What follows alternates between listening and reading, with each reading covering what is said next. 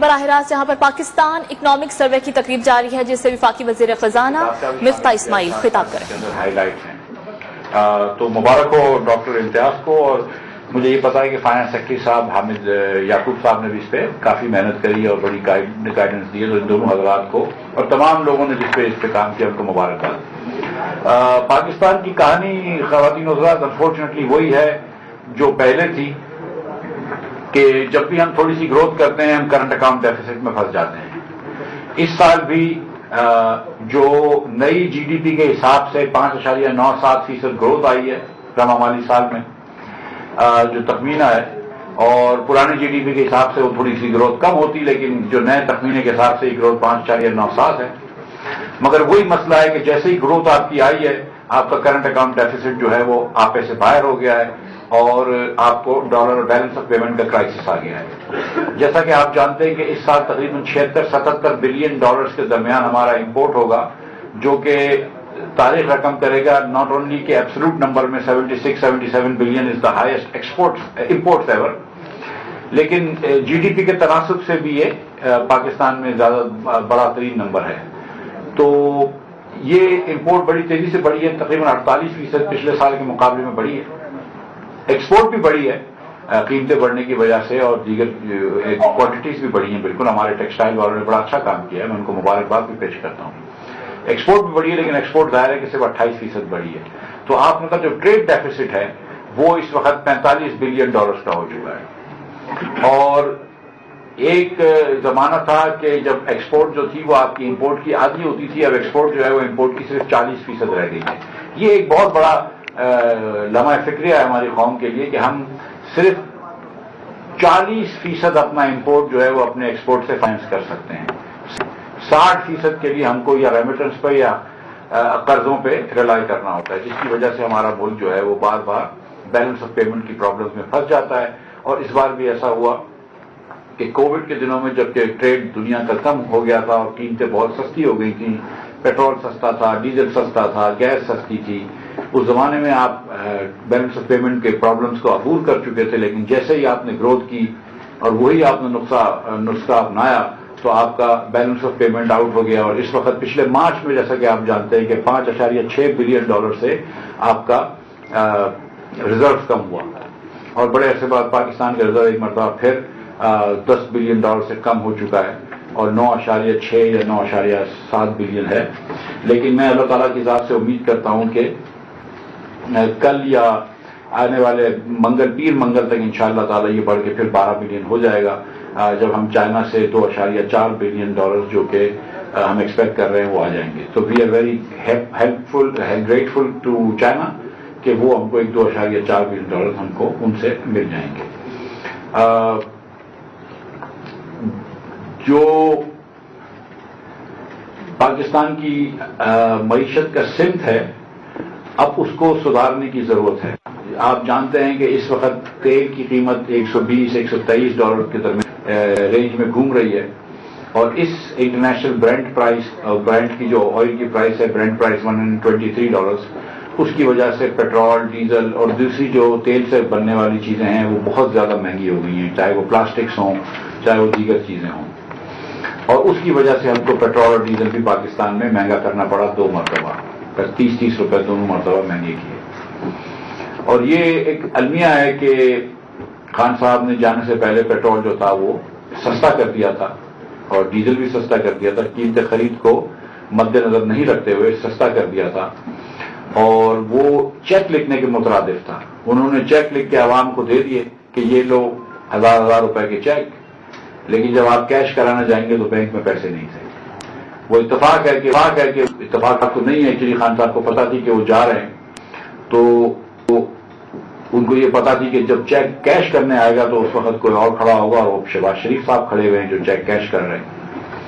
تو بہرحال ہمیں کچھ مشکل فیصلے لینے پڑے، لیکن اللہ تعالیٰ کی مہربانی سے ہم وہ مشکل فیصلے لینے میں کامیاب ہوئے ہیں، اور جو امیوننٹ ڈیفالٹ کی طرف ملک جا رہا تھا وہ اللہ تعالیٰ کی مہربانی سے اب ہم نے اس کو اوائڈ کر لیا، اس راستے سے ہم ہٹ گئے ہیں، اور اللہ تعالیٰ کی مہربانی سے اب ہم اسٹیبلٹی کے راستے پہ، استحکام کے راستے پہ آ گئے ہیں، اور انشاءاللہ تعالیٰ جلد اپنی استحکام کی منزل پر پہنچیں گے اور اس کے بعد انشاءاللہ تعالیٰ آپ کو ایک مرتبہ پھر گروتھ دکھائیں گے، لیکن گروتھ ود رسپانسبلٹی دکھائیں گے، گروتھ وچ از سسٹینیبل، جس کو کہتے ہیں کہ دو ہمارے گروتھ کے دو وہ عنصر ہیں.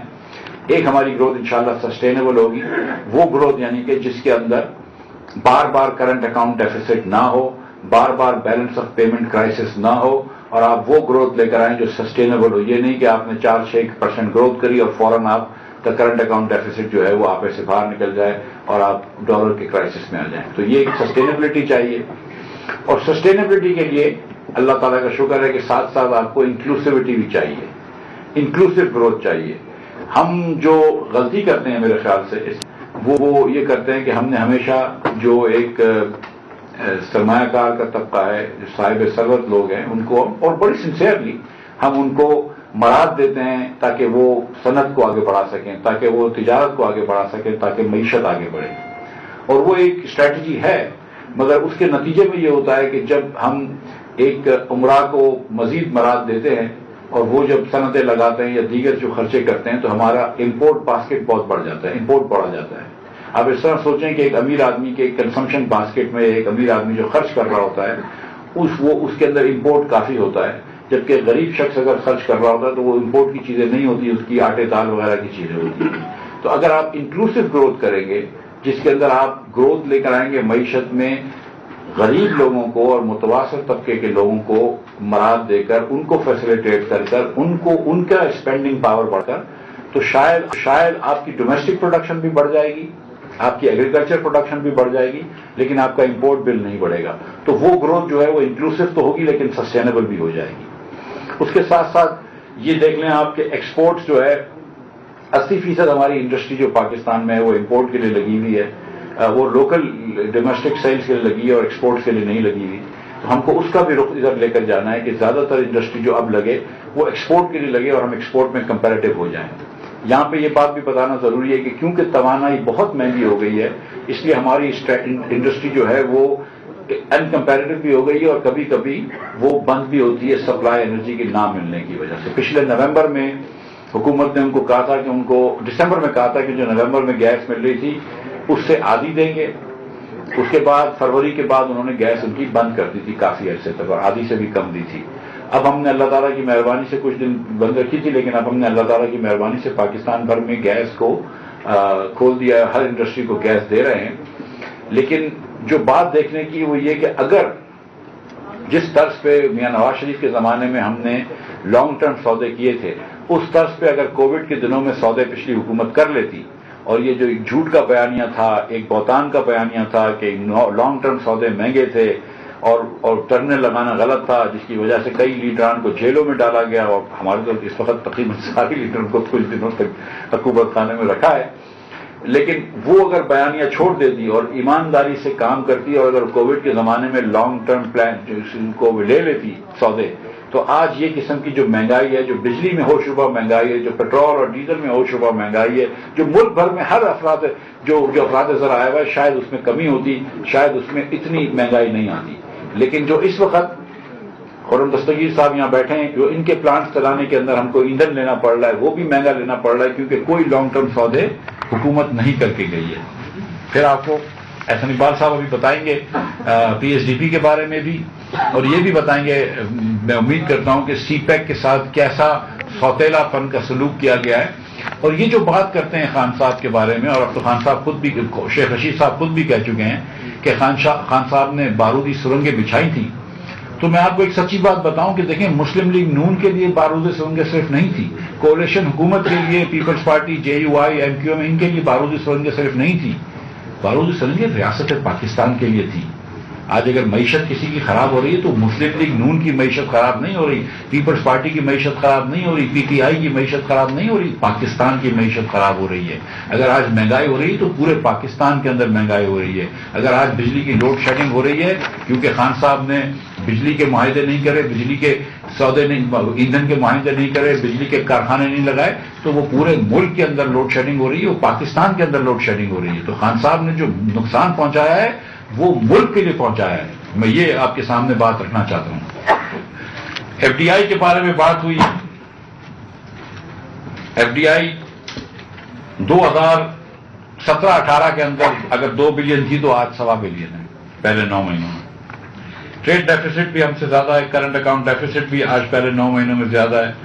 ہر اسٹیٹسٹکس میں پاکستان پیچھے گیا ہے کیونکہ 3-4 سال ایک نااہل ترین حکومت نے فیصلے کیے ہیں, اور جتنی ہسٹورک اپرچونٹیز تھی کووڈ کے اندر, ایک once in life time opportunity آتی ہے. اگر کووڈ ایک ونس ان لائف ٹائم یا ونس ان سینچری کی وبا تھی اور تھی, تو کووڈ کے بعد جو تیل گیس وغیرہ سستی ہوئی وہ بھی once in life time opportunity تھی جو اسپیشلی حکومت نے مس کری.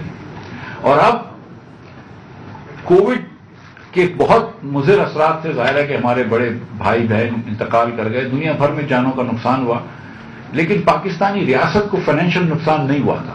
$4 بلین سے زیادہ آپ کو G20 کے ملکوں نے پیمنٹس مؤخر کر دی, آپ کو IMF نے $1.5 بلین ایڈیشنل دیا, پروگرام کو انہوں نے سسپینشن میں ڈال دیا یا ڈیلے کر دیا.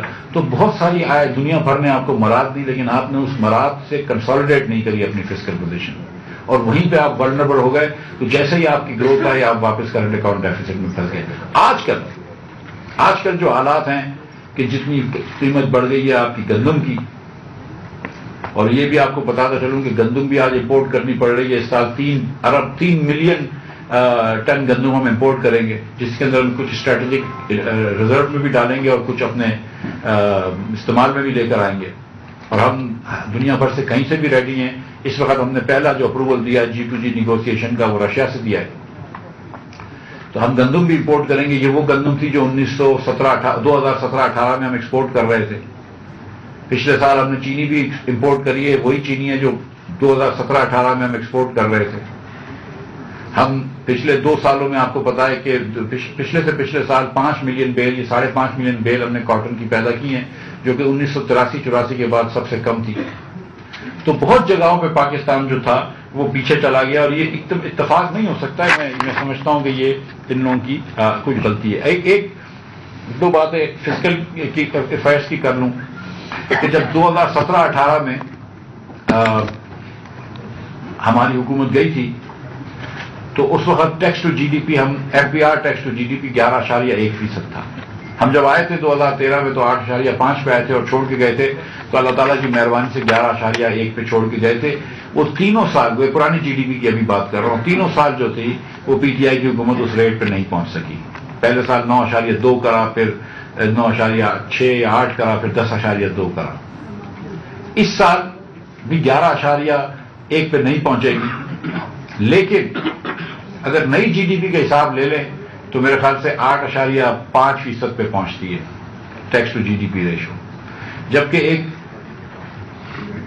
اتنے بڑے ملک, ایک نیوکلیر پاور ملک کے لیے میں سمجھتا ہوں کہ 15% سے کم ٹیکس ٹو GDP نہیں ہونا چاہیے, اور ایکسپورٹ بھی 15% سے کم نہیں ہونا چاہیے. 15% ایکسپورٹ ٹو GDP ہونا چاہیے. اور میں اب بھی یہ سمجھتا ہوں کہ ہماری گو کہ اس سال بہت انکریز ہوئی ہے, 50% امپورٹ انکریز ہوئی ہے, لیکن میں اب بھی یہ سمجھتا ہوں کہ پاکستان میں مسئلہ یہ نہیں ہے کہ ہماری امپورٹ زیادہ ہے. پاکستان میں اصل مسئلہ ہے وہ یہ کہ ہماری ایکسپورٹ بہت کم ہے. اس سال جب ہمیں حکومت کی ذمہ داری ملی تو اس دنوں میں جو ہمیں پریزنٹیشن دی گئی اس کے تحت ہم کو وفاقی حکومت کا ڈیفیسٹ 5600 ارب روپے کا نظر آ رہا تھا, اور اگر پورے ملک کو ملا لیں تو 5100 ارب روپے کا تھا. ہم کوشش کر رہے ہیں کہ اس کو کم کریں, لیکن یہ بات یاد رکھیے کہ پہلے سال جب اسد عمر صاحب اور کچھ عرصے کے لیے حفیظ شیخ صاحب وزیر خزانہ تھے تو 9.1% GDP کا انہوں نے ڈیفیسٹ کیا تھا, جو کہ میرے خیال سے ریکارڈ ہے, یہ نیگیٹو ریکارڈ ہے. ہمارا ایوریج ڈیفیسٹ جو تھا وہ 5.7% تھا 5 سالوں میں, اور ہمارا اگر پیسوں میں دیکھا جائے تو 1650 ارب روپے کا ڈیفیسٹ تھا. اور اس سال PTI کا ڈیفیسٹ تقریباً 5000 ارب روپے کا ہوگا, جو ہمارے ڈیفیسٹ سے 3 گنا سے بھی زیادہ ہے.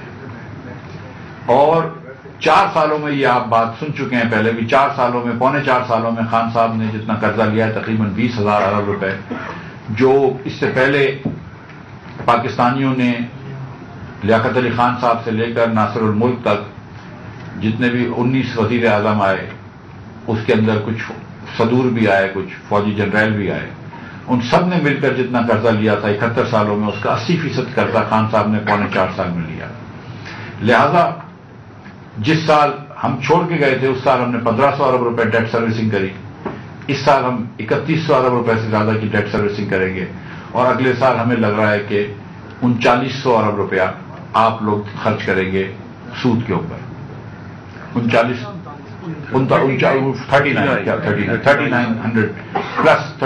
بلین پلس 3.9 ٹریلین روپیز یا 3,90,000 کروڑ روپے. یہ آپ قرضہ واپس کریں گے, سود واپس دیں گے اس سال. اور یہ ایک وجہ یہ ہے کہ یہ سب سے بڑے بڑے ڈیفیسٹ کیا. اور ایک اور ریکارڈ انہوں نے کیا ہے کہ پہلے سال انہوں نے 9.1% ڈیفیسٹ کیا, دوسرے سال انہوں نے نیگیٹو گروتھ کی, جو میرے خیال سے پاکستان میں شاید ایک مرتبہ ہوئی ہے 70 سال کی ہسٹری میں. وہ بھی خان صاحب نے کر کے دکھایا, نیگیٹو گروتھ بھی کر کے دکھائی, tax to G D P ratio بھی کر کے دکھایا. یہ وہ حکومت تھی جو کہتی تھی ہم ڈبل کر دیں گے, انہوں نے tax to G D P ratio بھی کم کیا, budget deficit to G D P ratio بھی ہائیسٹ رکھا اور نیگیٹو گروتھ بھی کری. تو یہ ایک سٹوری ہے پاکستان کے اندر. اور یہ میں یہ کہنا چاہتا ہوں کہ بڑا چیلنج ہمارے لیے, پاکستانیوں کے لیے, سب کے لیے, ہر پارٹی کے لیے, ہر قوم کے لیے, ہماری پوری قوم کے لیے یہ ہے کہ ہم گروتھ تو لے کر آئیں. دیکھیں اس ملک میں 2.4% پاپولیشن بڑھتی ہے. ہم 18 سے 20 لاکھ تو ہمارے لیبر فورس میں انٹرنٹ ہوتے ہیں. ہماری ینگ ترین پاپولیشن ہے, دنیا کی ینگ ترین میں سے ہے. تو گروتھ لانا ہمارے لیے مشکل نہیں ہے. ہمارے لیے مشکل ہے کہ سسٹینیبل گروتھ کیسے لائیں, انکلوسو گروتھ کیسے لائیں, غریب ترین لوگوں کو کس طرح ہم وہ کریں, پروٹیکٹ کریں. اور یہ چیلنج پاکستان میں پہلے بھی تھا اور اب بھی ہے, اور انشاءاللہ تعالی اللہ تعالیٰ کی مدد سے ہم کوشش کریں گے کہ اس چیلنج کو ہم عبور کریں. میں اب گزارش کروں گا میرے بڑے بھائی احسن اقبال صاحب سے کہ وہ اپنی بات کریں. احسن بھائی. تھینک یو ویری مچ جناب ڈاکٹر مفتاح صاحب. سب سے پہلے تو میں یہ کہنا چاہوں گا کہ آج ہم جس اکنامک سروے کو ریلیز کر رہے ہیں, آبویسلی ہم اس کے بالکل آخر میں 2 مہینے کے اندر آئے ہیں. تو یہ حالات زار جو ہے اس میں ہم اپنے بارے میں تو زیادہ نہیں, جو پریزنٹ سٹیٹ آف اکانومی ہے اس کے بارے میں آپ کو اظہار کر رہے ہیں. لیکن اس اکنامک سروے کی امپورٹنٹ ایلیمنٹ یہ ہے کہ اس کے ٹارگٹس اور ایکچوئل نمبرز کا ریلیونس نہیں ہے. It is like apples and oranges. چونکہ جب یہ ٹارگٹ رکھے گئے تھے تو اس کے بعد اکانومی کو ری بیس کیا گیا اور اس کی بنیاد کو براڈ کیا گیا, جس سے کہ گروتھ کے ہائر نمبرز پیش ہوئے. تو لہذا یہ ضرور آپ سب جب پروجیکٹ کریں گے تو یہ کہانی یہ نہیں ہے کہ اس سال ٹارگٹ سے بہتر کی گئی ہے. اگر ہم اس کو ڈسکاؤنٹ کر دیں اور اوریجنل بیس کے اوپر لے جائیں تو پھر یہ پکچر بدل جائے گی. تو لہذا یہ فرق سامنے رہنا چاہیے جب آپ اس اکنامک سروے میں جو نمبرز ہیں ان کو ٹارگٹ کے ساتھ کمپیئر کریں تو یہ دونوں بالکل 2 مختلف چیزیں ہیں. اس اکنامک سروے کی جو سب سے بڑی ہٹ ہے وہ میرے شعبے نے لی ہے, جو ڈیولپمنٹ کا شعبہ ہے. پاکستان یا کسی بھی ملک کے مستقبل کا دار و مدار اس کے پبلک سیکٹر انویسٹمنٹ کے پورٹ فولیو پر ہے. چونکہ ہماری جیسی معیشت میں public sector investment private sector investment کو کیٹلسٹ کا کام دیتی ہے یا لیڈ کرتی ہے. تو جب پبلک سیکٹر انویسٹمنٹ سکڑتی ہے تو پھر جو سپیس ہے پرائیویٹ سیکٹر انویسٹمنٹ کے لیے وہ بھی سکڑ جاتی ہے. کیونکہ ہمارے ہاں ابھی انفراسٹرکچر اس سطح پہ نہیں ہے کہ جہاں پر ہم کہیں کہ ایک self sustaining regenerative private investment کے لیے ہم نے بنیادیں کھڑی کر دی ہیں. تو ہماری پرائیویٹ سیکٹر کا بڑی حد تک دار و مدار پبلک سیکٹر انویسٹمنٹ پہ ہے. 2021-22 میں جو بجٹ کا آغاز تھا وہ 900 ارب کے ڈیولپمنٹ فنڈ سے کیا گیا تھا. جو ڈیولپمنٹ بجٹ تھا پی ایس ٹی پی جسے کہتے ہیں, اس کا حجم 900 ارب رکھا گیا. لیکن پہلے اسے 700 کے اوپر سکیڑا گیا اور بالآخر جب ہمیں حکومت ملی تو 550 ارب پہ آ چکا تھا. یہ بہت بڑا کنٹراسٹ ہے اس بجٹ سے کہ جو ہم نے 2017-18 میں چھوڑا تھا. جب ہم 2017-18 میں حکومت چھوڑ کے گئے تھے تو مجھے یاد ہے کہ پاکستان کی تاریخ میں پہلی دفعہ 2 ڈیز کو, ڈیفنس اور ڈیولپمنٹ کو ہم نے الائن کیا تھا. اس سال پاکستان کا دفاعی بجٹ بھی 1000 ارب کا تھا اور پاکستان کا ڈیولپمنٹ بجٹ بھی 1000 ارب کا تھا. اور ڈیولپمنٹ کا 1000 ارب کا بجٹ ڈیفنس کو کاٹ کے نہیں بنایا گیا تھا. ہم نے معیشت میں جو گروتھ لائے, جو وسائل بڑھائے, ہمارے 5 سالوں میں جو ٹیکس جو موبلائزیشن ہوئی ریسورسز کی, ٹیکس کلیکشن 2000 سے 4000 ارب کے قریب گئی, اکانومی میں جو گروتھ ہوئی اس سے اتنے وسائل آئے کہ ہم نے دفاع کی ضرورت کو بھی پورا کیا اور ہم نے ڈیولپمنٹ کی ضرورت کو بھی پورا کیا. سو وہ پرابیبلی ایک بہت عرصے کے بعد ایسا موقع تھا کہ جہاں ڈیولپمنٹ اور ڈیفنس دونوں ہم پلہ ہو کے ملک کو استحکام یا مضبوط بنانے کے لیے کام کر رہے تھے. میں یہ بات ضرور واضح کرنا چاہتا ہوں کہ آج پاکستان کے مستقبل کا انحصار ایک مضبوط دفاع کے ساتھ ایک مضبوط معیشت کے اوپر بھی ہے. ہماری نوجوان آبادی ہے. اگر ہم نے اپنے نوجوانوں پر, اگر ہم نے اپنی تعلیم پر, اگر ہم نے نوجوانوں کے لیے روزگار پر وسائل نہیں لگائے تو اس کا انجام وہی محرومی کی صورت میں نکلے گا جو ابھی کراچی یونیورسٹی کے اندر ایک ایم فل کی طالبہ نے 2 بچوں کی ماں ہے, خود کو پھاڑ کے جو تخریب کاری جیسے کی ہے. تو آج آپ دیکھ رہے ہیں کہ کئی جو پڑھے لکھے نوجوان جو بے روزگار ہیں یا جو پسماندگی یا غربت کے حوالے سے محرومی کا شکار ہیں, وہ انتہا پسند رویوں کی طرف مائل ہو جاتے ہیں. تو لہذا ہماری جو ویژن 2025 کی مسلم لیگ نون کی حکومت کی اپروچ تھی وہ ایک بیلنسڈ گروتھ کی تھی کہ ہم ہر شعبے کو ہم پلہ کر کے ایک بیلنسڈ گروتھ کے ساتھ پاکستان کو ایک جدید معیشت بنائے. اور آپ نے اس کا نتیجہ دیکھا کہ 2013 میں جب ملک میں بجلی نہیں تھی, ملک میں بد امنی تھی, 2017-18 میں ہم نے تقریباً لوڈ شیڈنگ کو بھی قابو پا لیا, ملک میں امن بھی کر دیا. سی پیک بھی ایک بہت بڑی کامیاب ہمارا پروجیکٹ اور پہچان بنا. بلکہ اس 2017 میں امریکہ, برطانیہ, یورپ سب ممالک کے سفیر آ کر مجھ سے پوچھتے تھے کہ ایکسیلنسی بتائیے کہ ہم کہاں انویسٹ کر سکتے ہیں. تو یہ جو ایک پاکستان کی کہانی بن رہی تھی 2017-18 میں, ہم ترقی کی شاہراہ یا ترقی کے موٹر وے جو ویژن 2025 تھا اس پہ تیزی سے گامزن تھے کہ یک 2018 میں نیا پاکستان کا ایگزٹ لے لیا گیا. اور جب وہ نیا پاکستان کا ایگزٹ موٹر وے سے لیا تو اس نے 4 سال پاکستان کو برباد کر دیا. پاکستان کی معیشت کی بنیادیں کمزور کر دیں اور ہم پھر اب گاڑی کو اس ایگزٹ سے ری انٹری کر رہے ہیں. نئے ایک ٹول پلازا کے ذریعے ہم انٹری کر رہے ہیں اور موٹر وے پہ لا رہے ہیں, لیکن ایٹ اے پرائس. کوئی حکومت یہ نہیں چاہتی کہ وہ 60 روپے فی لیٹر تیل کی قیمتوں میں اضافہ کر کے اپنے لوگوں پر بوجھ ڈالے. ہماری حکومت نے 1 مہینہ تک تاخیر اس لیے کی کہ ہم دیکھ رہے تھے دوربین سے ہر گوشے کو, ہر کھاتے کو, کہ جو خان صاحب اور ان کی حکومت دعویٰ کر کے گئی ہے کہ ہم نے یہ ریلیف جو دیا ہے وہ 250 ارب کے کوئی وسائل ہم نے پیدا کیے ہیں جن کی وجہ سے یہ سبسڈی دی ہے. ہم نے ہر کھاتا حکومت کا, ہر اکاؤنٹ پڑتال کی کہ ہمیں یہ پاس آن نہ کرنا پڑے, لوگ بچ جائیں. لیکن ہم ہر طرف جب دیکھ کے ناکام ہوئے کہ یہ تو لوگوں کے ساتھ وہ فراڈ کر کے گئے ہیں, وہ لوگوں کے ساتھ دھوکہ کر کے گئے ہیں, اور اس چیز کی پھر پاکستان کی معیشت کو سزا یوں ملنے لگی کہ ہمارا روپیہ جو ہے وہ کمزور ہونے لگا.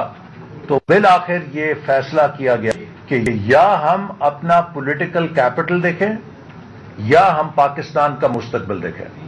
تو ہم نے پاکستان کے مستقبل کے لیے چند سخت ترین فیصلے جو ناگزیر ہو گئے تھے اس مس گورننس کی وجہ سے جو خان صاحب کی حکومت کر کے گئی وہ کیے. اور اس کی سب سے بڑی مثال کیا ہے؟ جیسے میں نے آپ کو کہا کہ ڈیولپمنٹ بجٹ 900 سے 550 ارب کر دیا گیا, تو اس میں سب سے پہلی ہٹ جو ہے وہ تقریباً 350 ارب کی پڑی جب اسے 550 ارب پہ ریڈیوس کر دیا گیا, چونکہ بجٹنگ ساری 900 ارب پہ تھی. جب آپ اسے 550 ارب پہ لائیں تو 350 ارب کی ہٹ ہے جو تمام پروجیکٹس نے ریوائز کر کے لینی ہے. اس کے اوپر 550 کے ہدف پہ جو آخری کوارٹر تھا اپریل مئی اور جون جو تقریباً آپ اگر اندازہ لگائیں تو 165 ارب بنتا ہے. Zero release. وزارت خزانہ نے صاف ہاتھ کھڑے کر دیے کہ جناب ہمارے پاس آپ کو دینے کے لیے 1 روپیہ نہیں ہے. یہ بات 75 سال کی تاریخ میں کبھی نہیں ہوئی. یہ ضروری ہے کہ پاکستانی قوم کو پتہ چلے کہ کبھی یہاں پر یہ حالات نہیں ہوئے تھے کہ ایک کوارٹر کی ریلیز زیرو کر دی جائے. حتیٰ یہ کہ جب ایٹمی دھماکہ ہوا تب بھی ہم نے پابندیوں کا سامنا کیا لیکن پورے سال کو فائنانس کیا تھا. تو یہ ان حالات میں ہم یہاں پر آئے اور اب اس کے لیے انشاءاللہ تعالی ہماری کوشش ہے کہ جو ہمارا ایک ترقی کا سفر تھا، جیسے میں نے آپ سے کہا کہ 2018 میں ہم نے بیلنس ڈیولپمنٹ کا ایک ماڈل بنایا، ڈیفنس اور ڈیولپمنٹ کو الائن کیا. آج وہ ڈیولپمنٹ تقریباً نصف پہ چلی گئی ہے دوبارہ، اور میں سمجھتا ہوں کہ یہ ہمارا سب سے بڑا چیلنج ہے کہ ہم دوبارہ ڈیولپمنٹ کو کیسے اوپر اٹھا سکتے ہیں، کیونکہ ایک 22 کروڑ کی آبادی کا اگر 700 ارب کا بجٹ ہوگا، یہ جیسے اونٹ کے منہ میں زیرہ کہتے ہیں اس کے مترادف ہے. ہمیں کم از کم 2000 ارب سے زیادہ ڈیولپمنٹ بجٹ چاہیے تاکہ ہم اپنی بنیادی ضرورتوں کو پورا کر سکیں. لیکن یہ کیسے ہوگا؟ یہ تبھی ہوگا کہ جب ہم اکانومی کو پائیدار بنیادوں کے اوپر استوار کریں گے. اس لیے سب سے بڑا چیلنج یہ ہے، اور میں یہ ایک بات یہ کہوں گا کہ یہ 2022 ہمارے لیے ایک اہم ترین سال ہے. یہ پاکستان کی 75ویں سالگرہ ہے. پاکستانی قوم ڈیزرو نہیں کرتی تھی کہ وہ 75ویں سالگرہ کے اوپر ان معاشی بحرانوں کا سامنا کر رہی ہو. آج بنگلہ دیش جو ہم سے نکلا وہ فخر سے 50ویں سالگرہ پہ کہہ رہا ہے کہ ہم نے پاکستان کو ہر اشاریے کے اندر پیچھے چھوڑ دیا ہے. بھارت جو ہم سے پیچھے تھا وہ آج اوورٹیک کر گیا ہے. ہمیں بحیثیت قوم سنجیدگی کے ساتھ سوچنا ہے کہ ہم کیا اس سفر کو جیسے 75 سال میں چلایا مزید جاری رکھ سکتے ہیں، یا we have to take a new path. اور اسی لیے پرائم منسٹر شہباز شریف صاحب نے نیشنل چارٹر آف اکانومی کی بات کی ہے، اور اس مقصد کے لیے ہم ایک national turn around conference ministry of planning منعقد کر رہی ہے، جس میں پورے ملک سے تقریباً 1000 اکنامک سٹیک ہولڈرز کو مدعو کیا جائے گا، اور ہر شعبے کے اندر ایک مختصر المیعاد اصلاحاتی ایجنڈا ترتیب دیا جائے گا. اور اس کی تکمیل کے لیے ہم حکومت سے زیادہ ان ہنرمند ذہین پاکستانیوں پہ انحصار کریں گے جو کہ پرائیویٹ سیکٹر کے اندر ہیں، اکیڈیمیا کے اندر ہیں، اوورسیز پاکستانیز ہیں. ہم ان کو چیمپئنز آف ریفارم کے ایک نیٹ ورک میں منظم کریں گے تاکہ حکومت اور عوام کی پارٹنرشپ سے ہم ایک ٹیم پاکستان بنائیں. آج ہر پاکستانی کا فرض ہے، چاہے وہ مسلم لیگ نون کا ہے، چاہے وہ پی ٹی آئی کا ہے، چاہے وہ پیپلز پارٹی کا، کسی پارٹی کا ہے، وہ پاکستانی بن کے سوچے. پاکستان تقریبی سیاست کا متحمل نہیں ہو سکتا. اسی لیے ہم نے اس ڈیولپمنٹ بجٹ کے اندر جو ترجیحات رکھی ہیں ان کو اس بنیاد پہ متعین کیا ہے کہ ہم ایک ترقی کے نئے سفر کا آغاز کریں. سب سے پہلی ترجیح ہماری ہیومن ریسورس ڈیولپمنٹ ہے، اور ہیومن ریسورس ڈیولپمنٹ میں جہاں ہم بے شمار ایجوکیشن کے انیشیٹوز، نوجوانوں کی تربیت کے انیشیٹوز کر رہے ہیں، جو سب سے بڑا شعبہ وفاقی حکومت کے پاس ہے وہ ہائر ایجوکیشن کمیشن ہے. تو ہائر ایجوکیشن کمیشن کا جو ریوائز ٹارگٹ پچھلے سال 26.3 ارب تھا، اس سے ترقیاتی بجٹ کو بڑھا کے 44.2 ارب کیا جا رہا ہے، جو کہ تقریباً 67% اضافہ ہے. 67% انکریز ہے ہائر ایجوکیشن کے بجٹ میں. اسی طرح جو سی پیک کے منصوبے ہیں ان کو ہم دوبارہ ریوائیو کر رہے ہیں. گزشتہ حکومت نے سی پیک کو نشانہ بنایا، اس کی میں آپ کو 3 مثالیں دینا چاہتا ہوں. گوادر بندرگاہ 4 سال ڈریجنگ نہیں کی گئی یا نہیں ہونے دی گئی، اس کے نتیجے میں گوادر بندرگاہ کی گہرائی 11 میٹر رہ گئی ہے. آج وہاں پہ کوئی بڑا شپ نہیں آ سکتا. وہ بندرگاہ جو ڈیپ سی پورٹ تھی اس میں آج کوئی جہاز بڑا لنگر انداز نہیں ہو سکتا، چونکہ 4 سال اس کی ڈریجنگ کے لیے فنڈ جاری نہیں کیے گئے۔ کیا یہ دانستہ طور پہ نہیں کیے گئے یا نااہلی کی بنیاد پہ نہیں کیے گئے؟ یہ اس کو ہمیں جانچنا ضرور چاہیے۔ اسی طرح ML1 ہمارا ریلوے کا نظام تباہ ہو رہا ہے۔ ہم نے 2017-18 میں چین کے ساتھ ڈیزائن مکمل کر لیا تھا، صرف ٹھیکہ دیا جانا تھا۔ 4 سال اس پر سیاست کی جاتی رہی، ML1 منصوبے پہ ایک اینٹ نہیں رکھی، نتیجتاً ریلوے کا ٹریک 4 سالوں میں مزید تباہ ہو گیا ہے، اور یہی وجہ ہے کہ حادثے زیادہ ہونے شروع ہو گئے ہیں ریلوے کے، کیونکہ وہ ٹریک جو ہے وہ زبوں حالی کا شکار ہے۔ تو ہم انشاءاللہ اس کو بھی اب ریوائیو کر رہے ہیں۔ تیسرا، سی پیک میں ہم نے 9 اکنامک زون قائم کرنے تھے، اور یہ طے کیا گیا تھا کہ 2020 اور 25 کے درمیان یہ 9 اکنامک زون مکمل ہوں گے اور اس میں انڈسٹریل کوآپریشن ہوگی۔ آج 2022 میں ان 9 میں سے 5 اکنامک زونز پہ تو کام ہی نہیں شروع ہوا، اور جو 4 ہیں وہ بھی 2024 اور 27 کے درمیان کہا جاتا ہے مکمل ہوں گے، جنہیں اب وزیر اعظم نے کہا ہے کہ فاسٹ ٹریک کر کے کوشش کی جائے کہ 1 سے 2 سال میں یہ سارے جو شروع ہیں ان کو مکمل کریں۔ تو یہ آپ اندازہ کر لیجئے کہ سی پیک کے ساتھ کیا انجام ہوا۔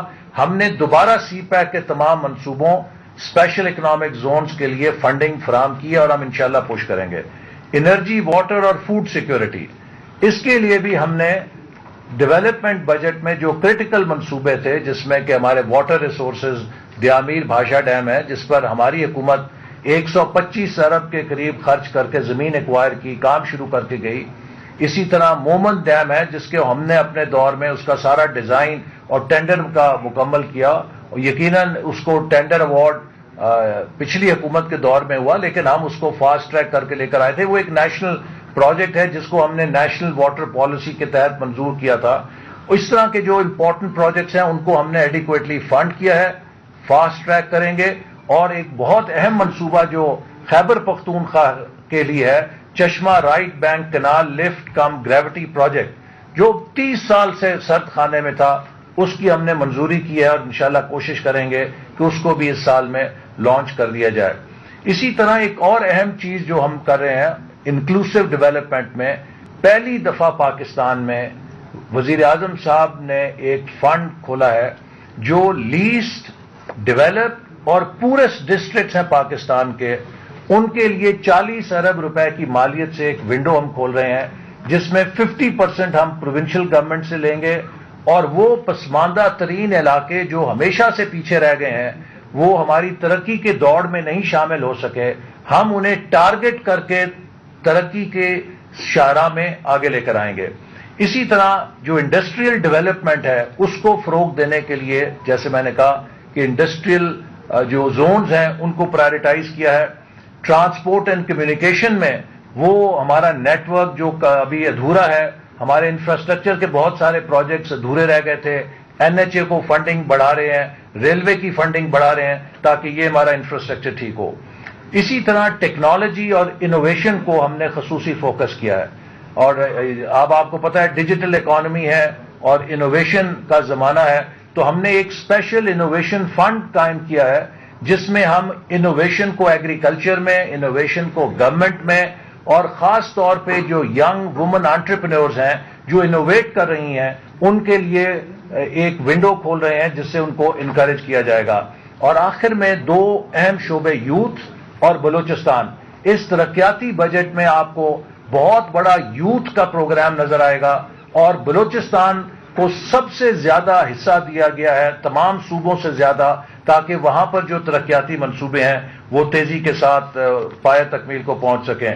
اور ایک اور جو چیز ہم نے NEC میں منظور کی ہے کہ جو ترقیاتی منصوبوں کی منظوری کے فورمز تھے، اس میں پچھلی حکومت نے بالکل ایک افراتفری پھیلا دی، 2 ارب روپے کی پاورز ڈیوالو کر دیں، جس سے ایک فلڈ گیٹ کھل گیا غیر ضروری، غیر اہم منصوبوں کا، اور ہمارے پاس وسائل نہیں تھے۔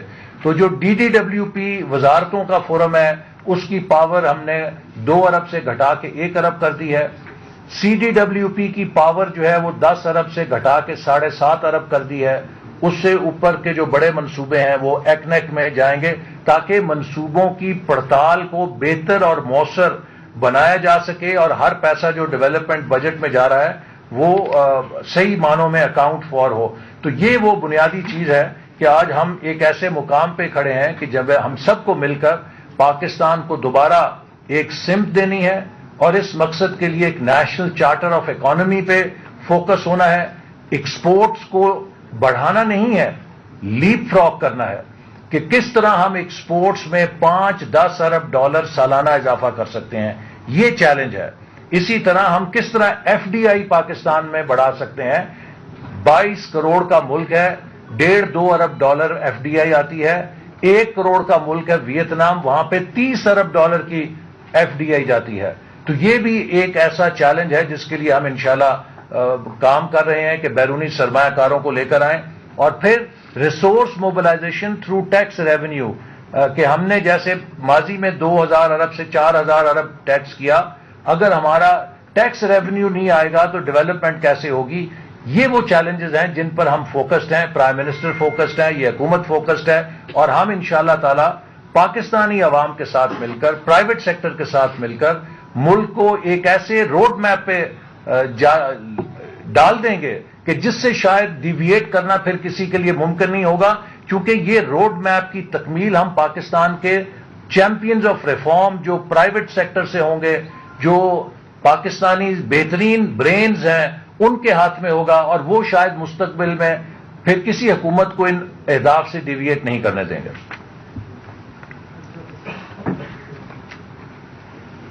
بھائی جی بسم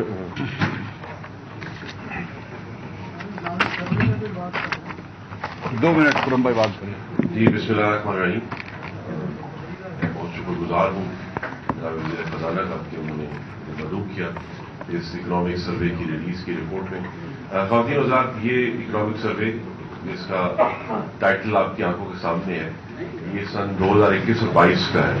تو جو 365 دن تھے اس مالی سال کے, اس کے 80% تو فساد عمرانی کا دور تھا. تو یہ بات یاد رہنی چاہیے کہ جب ہم یہ سروے پڑھیں کہ 80% ذمہ داری کس کے کندھوں پر ہے, اس کھنڈر نما معیشت کی, جس کی اب جو کمان ہے وہ محمد شہباز شریف اور اس وسیع البنیاد جمہوری حکومت کے ہاتھ میں ہے.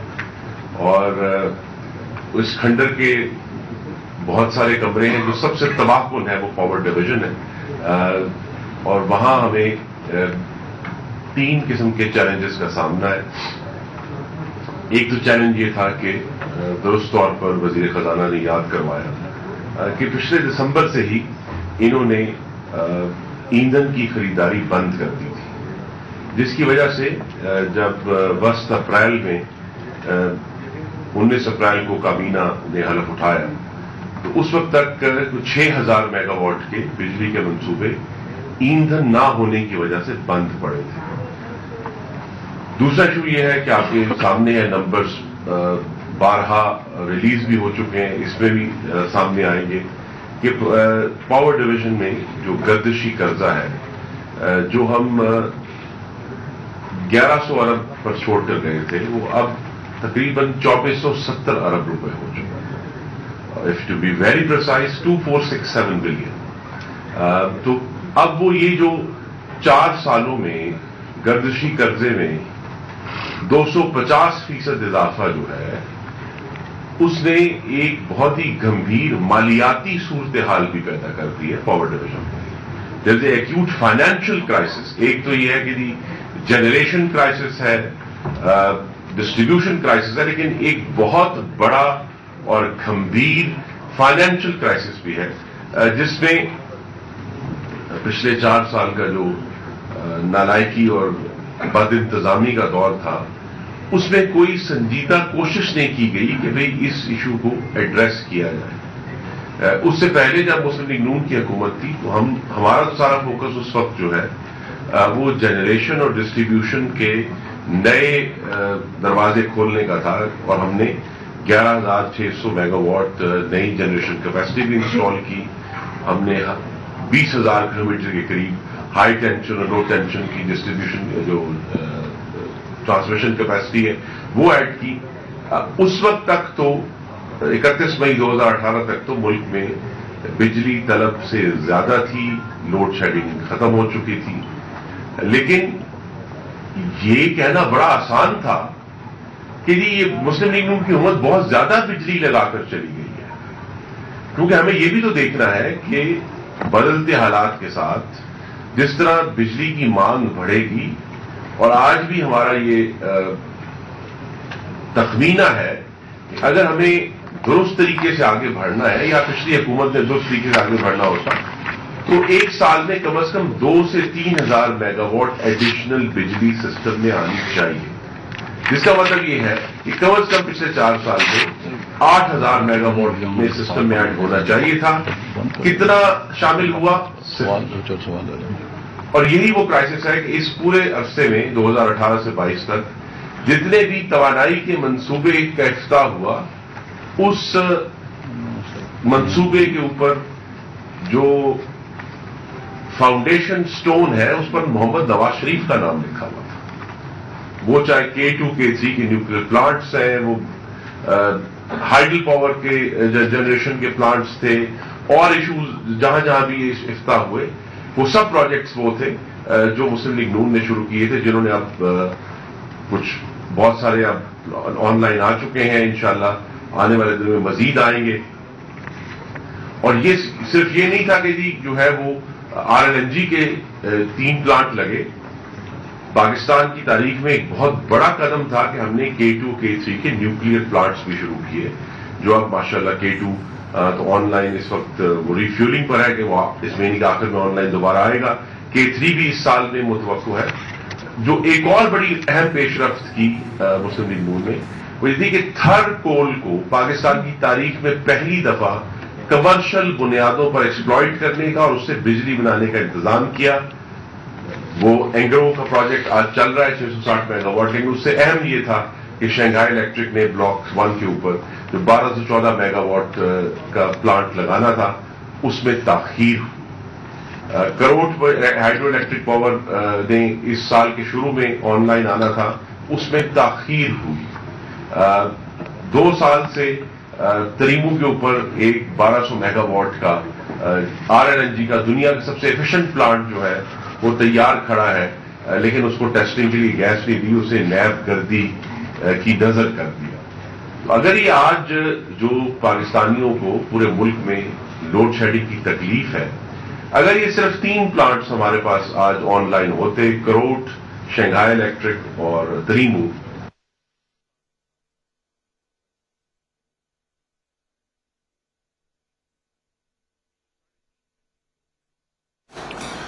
आइंदा माली साल के इक्तिसादी जायजा रिपोर्ट के इजरा की तकरीब का इनेकाद किया गया और वजीर खजाना मिफ्ता इस्माइल माली साल 2021-22 की इक्तिसादी जायजा रिपोर्ट पेश कर रहे हैं।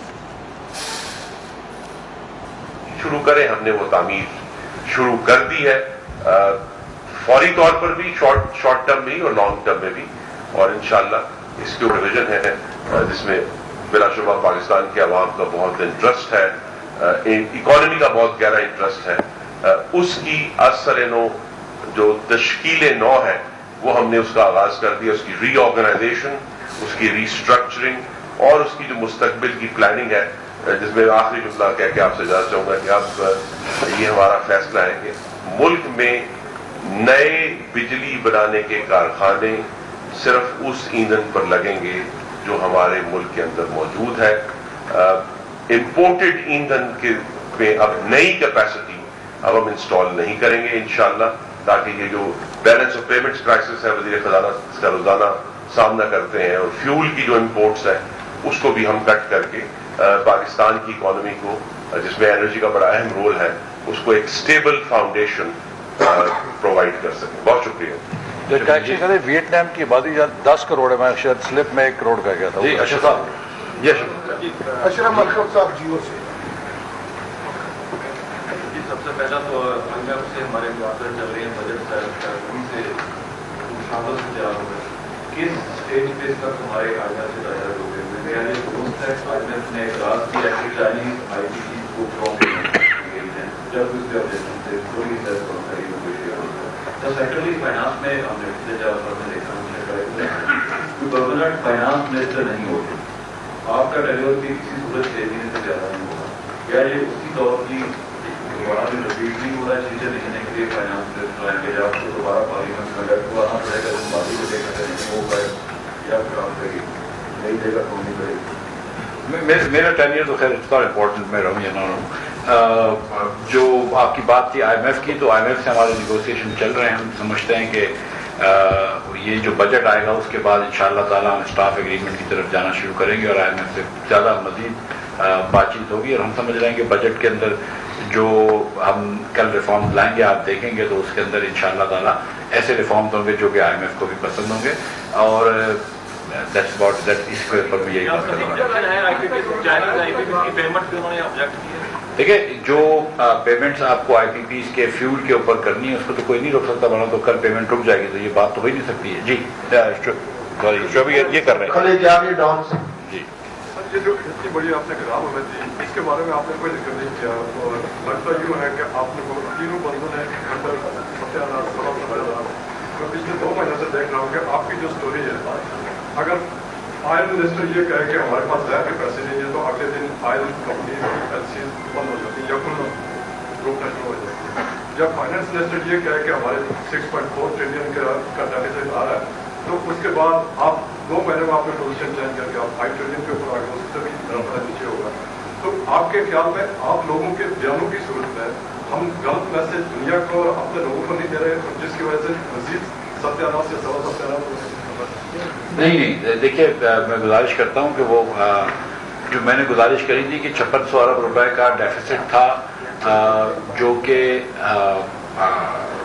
वफाक का था, और उसके अंदर जो उस वक्त तखमीना था और उसके अंदर लाइक आई सेड के 500-600 अरब रुपए का सरप्लस था, तो 5100 रुपए का अरब तखमीना था। ये तो मैं आपसे उसी वक्त गुजारिश कर चुका था और यही नंबर्स हमसे मुझसे शेयर किए गए थे। यही नंबर आई थिंक शौकत तरीन साहब से भी शेयर किए गए थे और हमने आने के बाद IMF से हर चीज को पूरी तरीके से शेयर किया। कोई चीज हाइड नहीं करी ताकि कोई ट्रस्ट डेफिसिट ना रहे बिटवीन हम एंड IMF। और इसी वजह से अल्लाह की मेहरबानी से हम IMF को वापस री इंगेज कर चुके हैं।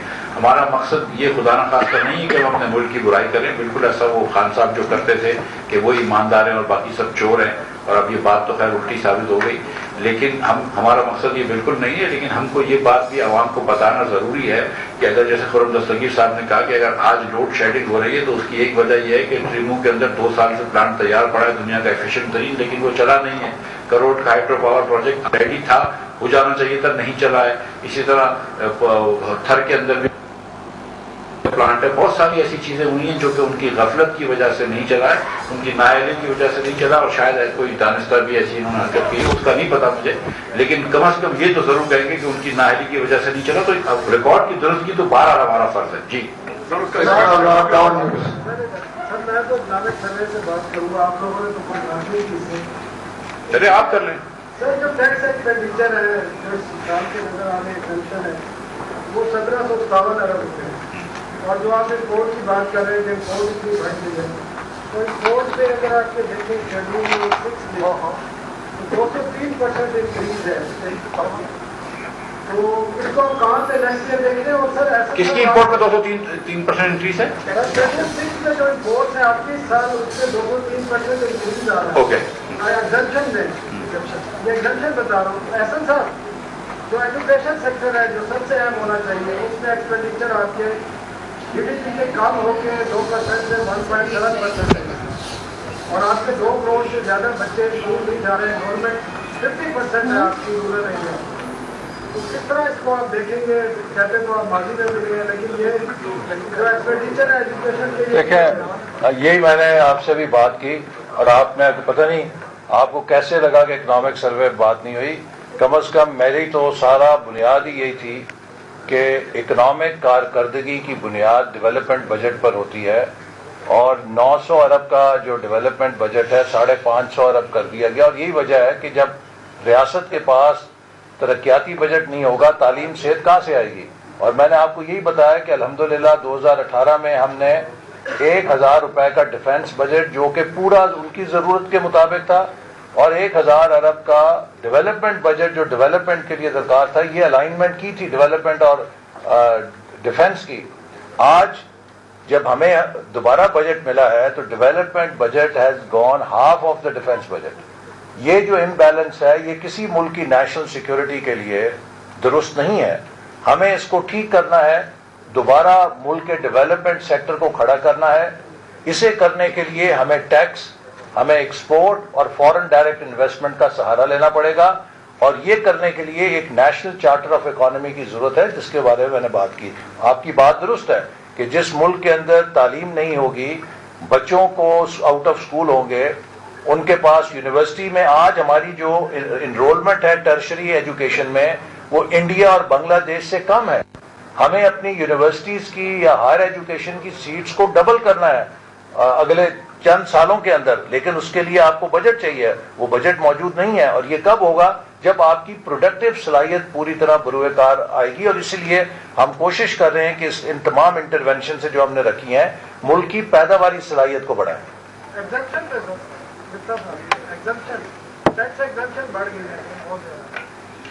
آپ دیکھیں گے کل انشاءاللہ تعالیٰ کہ ہم کوشش کریں گے کہ جہاں تک ہم کم کر سکیں. یہ میں آپ کو جو میں نے شروع میں بات کی تھی، پھر آپ اس پہ بات کرتے ہیں کہ ہم ہٹ جاتے ہیں، کہ اس ملک کے اندر آپ نے بہت سارے ایگزیمپشن دے رکھے ہیں، بہت ساری آپ نے مراد دے رکھی ہیں عمرہ کو، جس کی وجہ سے بار بار یہ جو آپ کہہ رہے ہیں کہ اتنا امپورٹ ہو رہا ہے ایگزیمپشن پہ، وہ اس لیے تو ہو رہا ہے نا کہ آپ نے ایگزیمپشن دے رکھی ہیں. تو اس کو تھوڑا سا لیول پلینگ فیلڈ کریں گے، آپ دیکھیے گا. اور یہ جو احسن بھائی نے بات کری ہے کہ اگر آپ زراعت کے تھرو ترقی لے کر آتے ہیں، اگر آپ ایکسپورٹ کے تھرو ترقی لے کے آتے ہیں، تو شاید بیلنس آف پیمنٹ کا کرائسس نہیں آئے گا.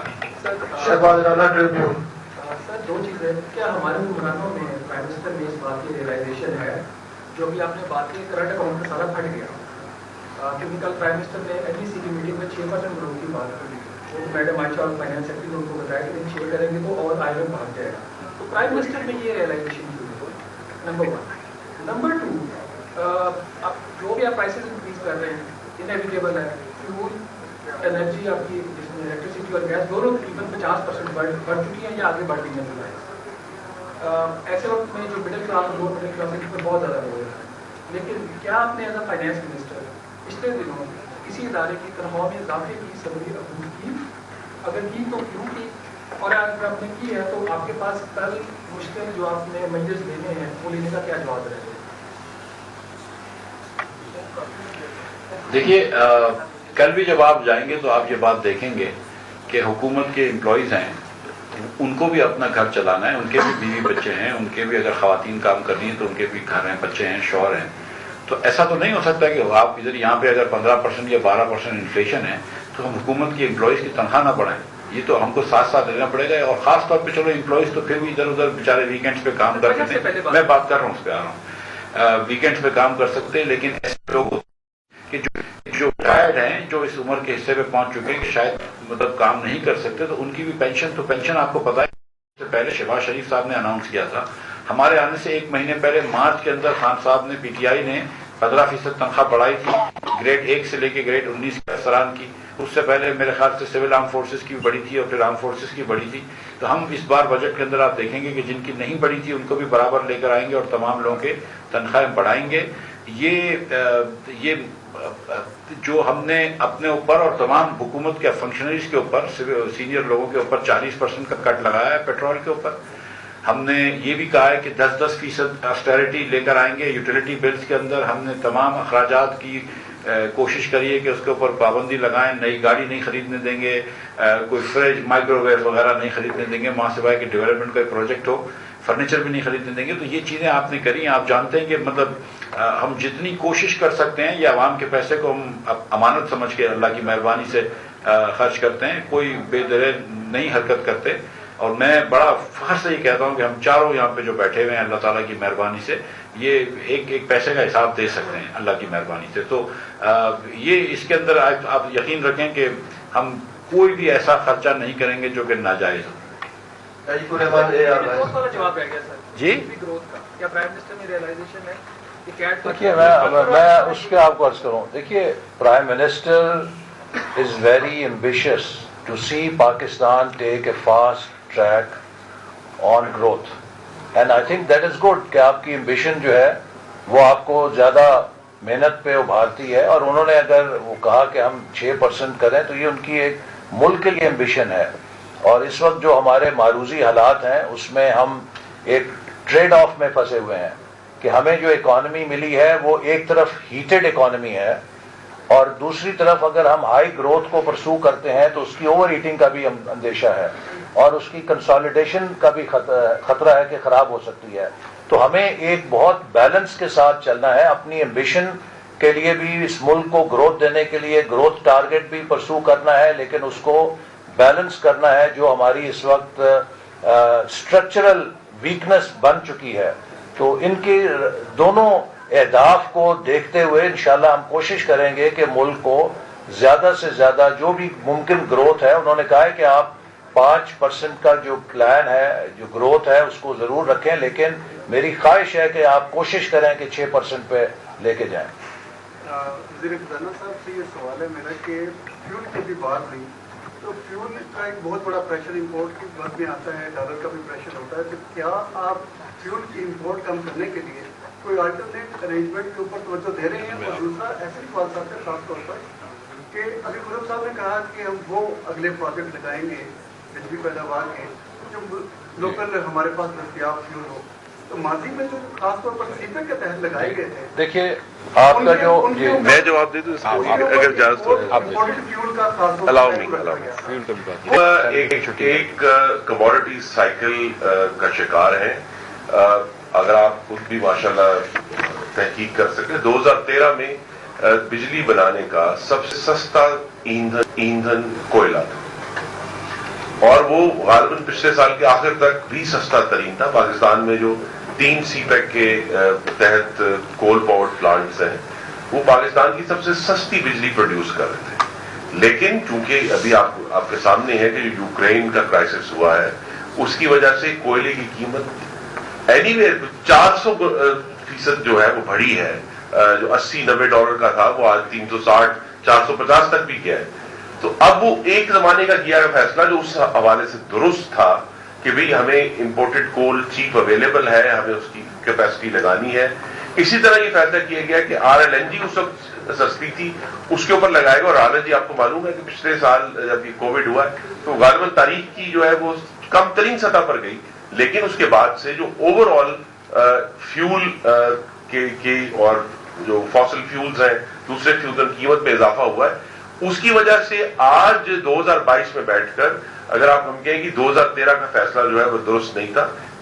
یہ قیاس جو ہے میں بڑے ادب سے عرض کروں گا یہ ٹھیک نہیں ہے. اس زمانے کے لحاظ سے وہ بہترین اکنامک کیلکولیشن پر مسلم لیگ نون کی حکومت نے فیصلے کیے تھے. آج جبکہ پورا انرجی لینڈسکیپ چینج ہو گیا ہے اور آج واضح طور پر کیونکہ ہمیں 2 بحران کا سامنا ہے. ایک تو جو بیلنس آف پیمنٹس کرائسس ہے جس کی وجہ سے ہم اپنے ایندھن کی امپورٹ کے اوپر اپنے جو قیمتی ڈالر ہم خرچ نہیں کرنا چاہتے, اور دوسرا آف کورس ایک انوائرمنٹ کا اور کاسٹ کا معاملہ ہے. اب یہ جو ہم کہتے ہیں کہ ہم نے لوکل فیول پر جانا ہے یا سولر پر جانا ہے اس کی وجہ یہ ہے کہ جو ابھی کول کے پلانٹس ہیں ہم نے اس کا پروجیکٹ شروع کر دیا ہے. انشاءاللہ اگلے سال 1.5 میں ان کے بوائلرز ریٹروفٹ ہوں گے لوکل کول کے لیے تاکہ ہمیں باہر سے منگوانا نہ پڑے. ہم تو مستقل جو ہے اس کوشش میں ہے کہ جو پاکستان کے عوام کے لیے بہترین فیصلہ ہو سکتا ہے وہ 2013 میں بھی کیا, 15 میں بھی کیا اور انشاءاللہ 22 میں بھی کریں. اور جو آپ کا دوسرا پارٹ تھا جیسے ابھی خرم صاحب نے بتایا کہ 2013 سے 18 میں امپورٹڈ کول جو ہے وہ سستا آپشن تھی. اب اور اس وقت ہمارے پاس تھر کول بھی مہیا نہیں تھا. اب چونکہ تھر کول کی مائنز بھی تیار ہو گئی ہیں تو یہ فیصلہ بھی کیا گیا ہے کہ جو امپورٹڈ کول کے پروجیکٹس ہیں ان کی ٹیکنیکل ماڈیفیکیشن کے ذریعے ان کو امپورٹڈ کول کی بجائے تھر کول کے اوپر شفٹ کیا جائے. اس سے ان کی پیداواری لاگت میں نمایاں کمی واقع ہوئے گی. جی مہتاب صاحب آخری سوال سر. اچھا جی سر آپ نہیں آپ معاف کیجیے سر آپ کیجیے. ہم بھی بجٹ کور کر رہے ہیں کافی سالوں سے. آپ نے اپنی 5 سالہ گورنمنٹ میں 6 بجٹ پیش کیے حسابدار صاحب کے طور میں.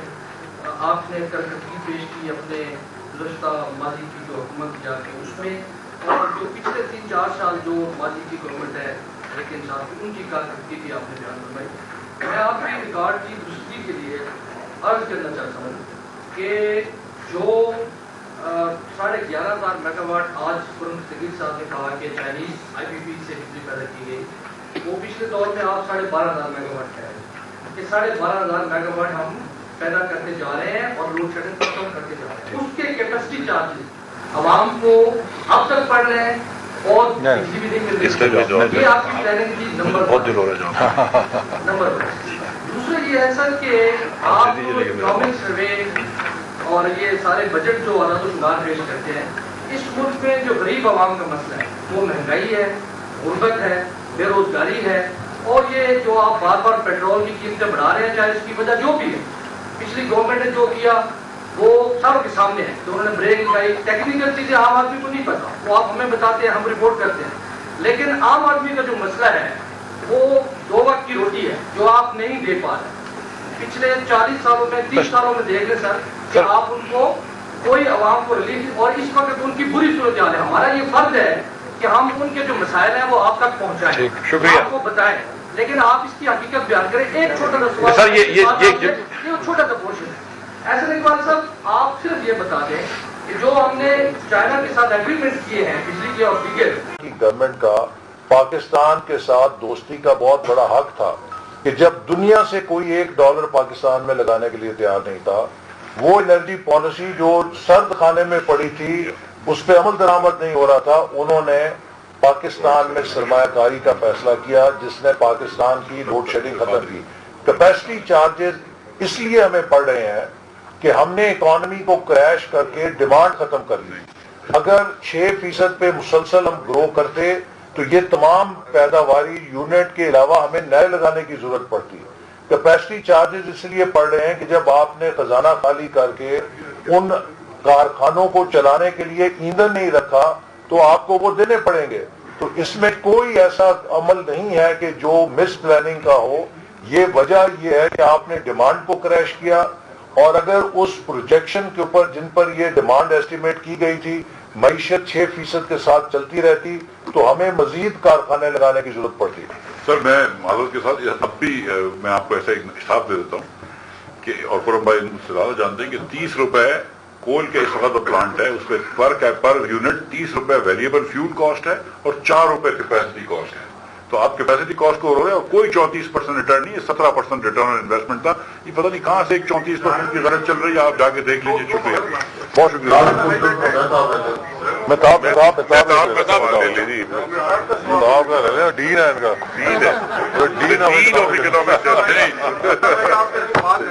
हमारे बुजुर्ग भाई मेहताब हमारे भी बात एक ऑब्जर्वेशन है जो बड़ी इंपॉर्टेंट है।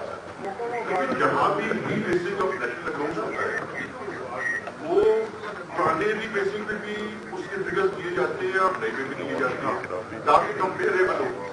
तो आपने ये फिगर्स क्यों नहीं दिए? एक ये बात। दूसरा ये बताएं, दूसरी जो बड़ी इंपॉर्टेंट बात है तो ये बताएं सर कि प्रायर एक्शन साथ अगर आपकी स्टॉक लेवल एस्टिमेट हो जाता है, प्रायर एक्शन क्या क्या होगा? वो आपको स्टाफ लेवल एग्रीमेंट पढ़ लेना। Thank you. आइंदा माली साल के इक्तिसादी जायजा रिपोर्ट के इजरा की तकरीब का इनेकाद किया गया। वज़ीर ख़ज़ाना इस्माइल और एहसन इकबाल का कहना था कि गुज़श्ता हुकूमत के फैसलों से पाकिस्तान बहुत पीछे चला गया। कोई हुकूमत नहीं चाहती कि तेल की कीमतों में 60 रुपए इजाफा हो। साबिक हुकूमत आवाम के साथ धोखा करके गई। हमें कम अज कम 2000 अरब रुपए से ज्यादा तरक्याती बजट चाहिए। साल 2022 हमारे लिए अहम तरीन साल है। मजीद कहा, चीन से $2.4 अरब कुछ दिनों में मिल जाएंगे। कोरोना से पाकिस्तान की मईशत को नुकसान नहीं पहुंचा। तामीराती शोबे में 3.1% शरह नमो रिकॉर्ड की गई है। आज हमें गंदम भी इम्पोर्ट करना पड़ रही है। रूस से हुकूमती सतह पर बात होगी। एक्सपोर्ट बढ़ाने पर तवज्जो दे रहे हैं। वापिस आएंगे ब्रेक